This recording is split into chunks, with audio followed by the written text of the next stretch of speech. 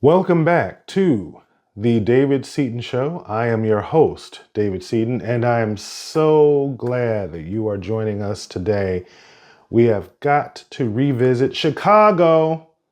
We're coming back to Chicago. If anyone has been paying attention to what's going on in Chicago, you will know that on this past Sunday, the mayor of Chicago, Mayor Brandon Johnson, our favorite mayor, right? Mayor Brandon Johnson, he decommissioned, or he did not renew, the acoustic triangulation technology that is used to identify gunshots, more commonly known in Chicago as ShotSpotter. The Chicago City Council votes to keep ShotSpotter. That is right, everybody. The City Council said that they were going to vote to overturn the mayor's veto, and they wanted to vote to keep ShotSpotter. The mayor said, hey, this technology is absolutely useless. It has not accomplished anything they said they were going to accomplish. As a matter of fact, the mayor referred to the ShotSpotter technology in the following way. Here's what they said, that it would reduce gun violence by 50%. And that this was going to make neighborhoods safer. Now, as a father, as a husband, and to my staff who have children in this city, raising a family in Chicago, we cannot afford the interests of corporations to play off the pain and the suffering of the people of Chicago. $100 million for a walkie-talkie on a pole. So we have spent $100 million on what essentially is walkie-talkies on a stick. $100 million. And we have actual aldermen from the city of Chicago who wanted to keep this technology. They said the mayor was being premature in his assessment of trying to get rid of this technology, especially since he didn't have a replacement solution. You've got Alderman Raymond Lopez. He's on the record saying this. You know, the city of Chicago has the ability to enact laws. That's our main primary focus. And we've not only enacted a law that gives the police superintendent the ability to maintain contracts, but we also issued an order saying that we wanted to keep this technology in our communities that already have them. And the mayor has chosen to ignore and now argue against the two laws that we've passed. That is what our custom is in the city of Chicago. We pass hundreds of orders every year, and you can't just cherry pick the laws you want to enforce and the ones you don't simply because you disagree with us. Yeah, and so he campaigned on this issue, but that was, I'm sure, well before he was able to speak to all the aldermen, and clearly well before he was able to take a vote of the city. This is estimated to cost city taxpayers $53 million a year. Do you think there's a better way to protect public safety? Well, let me just say, we've spent $53 million over 10 years. Okay. So this technology, which has been reduced in price by 48%, will remain in effect under a new contract if the mayor signs it all of this year and all into next year to allow the city to lower down and put out a proper RFP to properly look for the next technology and not leave communities abandoned without any kind of life-saving technology. That's what we want to see. That's what the company wants to see because it's responsible leadership. And the mayor can say if he's like that, look, I got in, I assessed, I had to make a course correction. That's part of life. That's part of governance. And his unwillingness to do that is going to set up communities, not just for failure, but for fatalities. Over the last 14 months, since January 2023 to present, 1,976 lives have been saved by gunshot technology detection when no 911 call was placed. I don't want to be the elected official who has to go to the first family once this goes dark and tell them that we could have saved your loved one had we just simply worked it out. And I don't think the mayor wants to be that person either. Mayor Brandon Johnson, he says ShotSpotter is equivalent to walkie-talkies on a stick. I personally think this is ridiculous that this mayor has made this reckless and imprudent decision. But according to the mayor, hey, this technology is not holding up to the promises its parent company made before they actually deployed this technology. So It was sunset on Sunday afternoon, meaning it was decommissioned. As of Monday, police officers didn't have access to this telemetry, to this actual real-time data, so they could deploy resources into the field and respond to gunshots in real time. So what probably happened, according to Brandon Johnson, everything was going to be fine. The city was going to be perfectly safe, right? A mass shooting on Chicago's northwest side sent 4 people to the hospital. This happened outside of a music recording studio in Old Irving Park. Mass shooting in Little Village overnight leaves 1 person dead and 6 others in the hospital.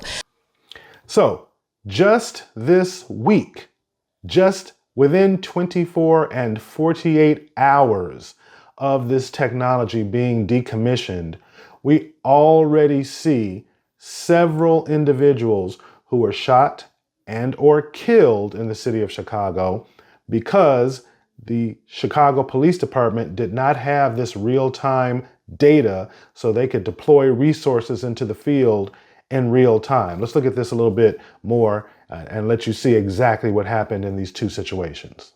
So we got a big old crime scene at the rep studio. A large crime scene outside Fort Knox Studios where violence shattered a normally quiet neighborhood. Initial calls from police describe the attacks as a drive-by shooting. There's probably 50 to 60 9mm rifle rounds, everything you can think of. All we have is that this gentleman said that he was shooting a rap video. He's a videographer.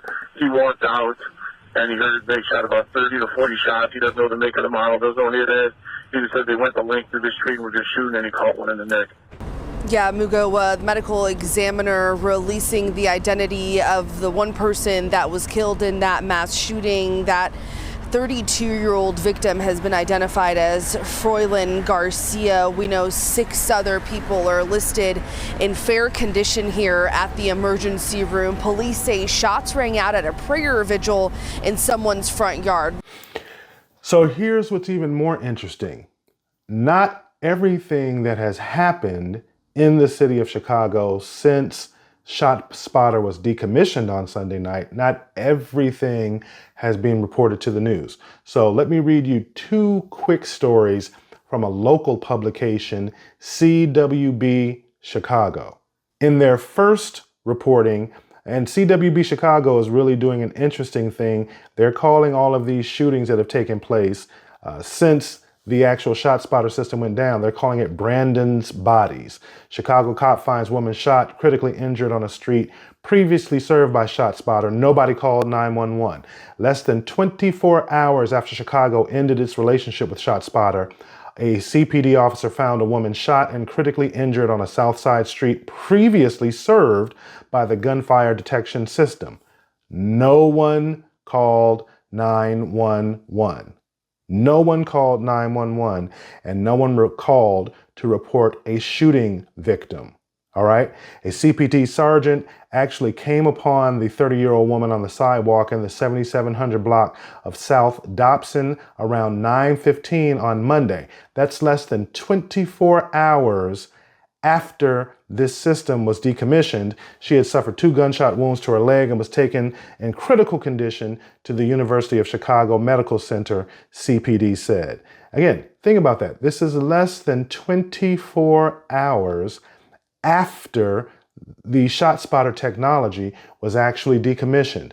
That's not enough for you? Let me read you this second story from, again, CWB Chicago. They're calling it Brandon's Bodies again, and you got this same situation. Again, man found shot, critically injured on a street previously served by ShotSpotter. No one called 911. This is Brandon's Bodies number 2. No one's calling 911. That was the whole reason that the city council was saying they needed this technology, because they don't have citizens calling 911. Again, a man was found shot and critically injured on an Inglewood sidewalk Tuesday night.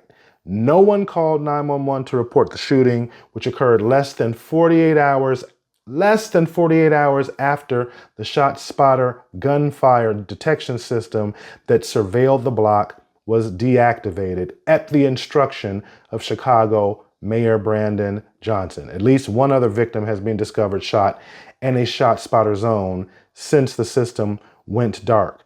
This was around 10:06 p.m. Chicago police officers responded to a call from someone down in the 5200 block of Southwood. A 911 caller had reported that a man was lying in front of a house yelling for help, but no one called in either one of these situations and reported actual gunfire. So here's the question that we need to ask ourselves, not only about inner city violence, but more specifically about these mayors around the country in these large cities where we have violence that is happening, that has metastasized, that has just become ubiquitous with everyday life in urban Black America. Does Brandon Johnson, is his responsibility to listen to his constituents, or is it to just do what he wants to do? Remember, he decommissioned this ShotSpotter system, then afterwards, he's doing a 6-week RFI, a request for information from companies to suggest technologies that they could use in place of ShotSpotter. If Mayor Brandon Johnson knew that he was going to decommission this system, because he said this is a campaign promise that he ran on, that he was going to get rid of this system. He said that as a community organizer, but once he became mayor, he got the actual data. He still was unwilling to change his behavior or change his opinion on what he was going to do. If he knew he was going to do that when he accepted or got elected as mayor, he could have put an RFI out 12 months ago. He could have put an RFI out January of this year. But no, he decommissioned the system on Sunday. Then Monday came out and said, oh, now we want to get an RFI. Now we want to get feedback from the business community on what solutions they think would be a good solution in place of ShotSpotter. Which one is it, Mayor Brandon Johnson? Are you the decision maker who's in charge of and are charged with the safety of Chicago citizens? Is it your decision? Because you made the decision when you said you weren't going to renew ShotSpotter, even though you kept it through the DNC. But then after you sunset it, you don't renew it. Then you're going to the business community and asking for them to give you their feedback on what solutions they think would be right to deploy in place of ShotSpotter. I couldn't be more critical of this mayor and his handling of his mayoral responsibilities. And that's just talking about ShotSpotter.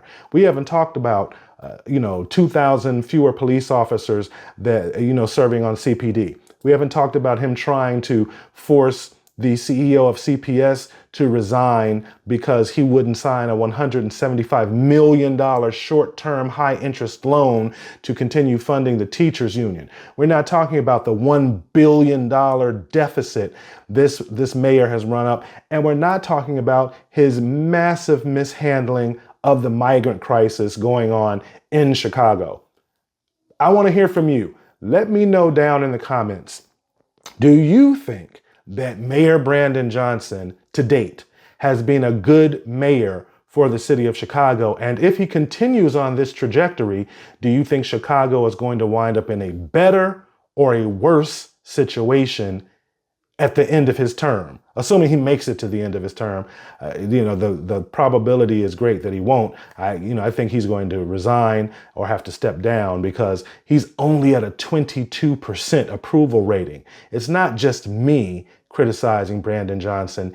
78% of the residents of Chicago are dissatisfied with this mayor's management.